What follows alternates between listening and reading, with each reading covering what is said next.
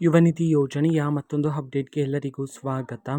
ನಾನು ನಿಮ್ಮ ಪ್ರೀತಿಯ ಶಿವು. ಇವತ್ತಿನ ಒಂದು ವಿಡಿಯೋದಲ್ಲಿ ಯುವನಿಧಿ ಯೋಜನೆಯ ಜನವರಿ ತಿಂಗಳಿನ ಹಣಕ್ಕೆ ಸಂಬಂಧಪಟ್ಟಂತೆ ಈಗಷ್ಟೇ ಒಂದು ಭರ್ಜರಿ ಗುಡ್ ನ್ಯೂಸನ್ನು ಆದರೆ ತಿಳಿಸಿರ್ತಕ್ಕಂಥದ್ದು.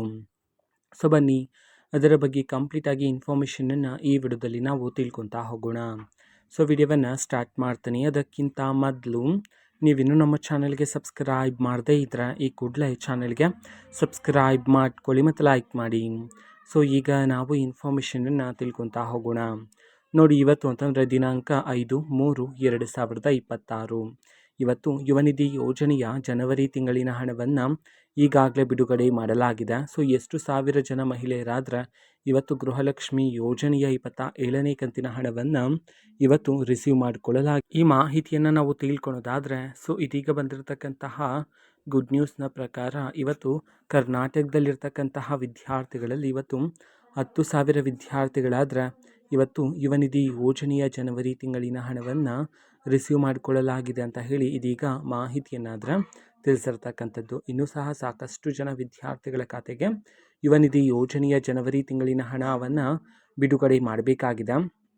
ಸೊ ಅತಿ ಶೀಘ್ರದಲ್ಲಿಯೇ ನಿಮ್ಮ ಖಾತೆಗೂ ಸಹ ಬಿಡುಗಡೆ ಮಾಡ್ತಾರೆ. ಸೊ ವೆಯ್ಟ್ ಮಾಡ್ತೀರಿ.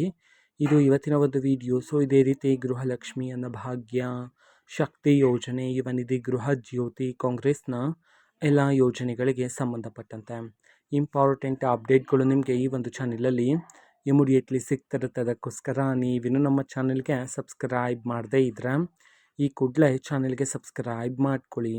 ಸಬ್ಸ್ಕ್ರೈಬ್ ಮಾಡೋದ್ರ ಮುಖಾಂತರ ನಾನು ಯಾವುದೇ ವಿಡಿಯೋ ಹಾಕಿದ ತಕ್ಷಣ ನಿಮಗೆ ನೋಟಿಫಿಕೇಷನ್ ಸಿಗುತ್ತೆ. ಅದ್ರ ಮುಖಾಂತರ ನೀವು ಬೇಗನೆ ವಿಡಿಯೋವನ್ನು ನೋಡ್ಬೋದಾಗಿರುತ್ತೆ ಮತ್ತು ಆ ವಿಡಿಯೋದಲ್ಲಿರುವ ಇನ್ಫಾರ್ಮೇಷನನ್ನು ನೀವೀಗ ತಿಳ್ಕೊಬೋದಾಗಿರುತ್ತೆ.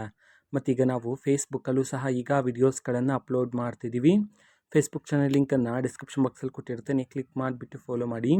ಓಕೆನಾ? So thank you, bye.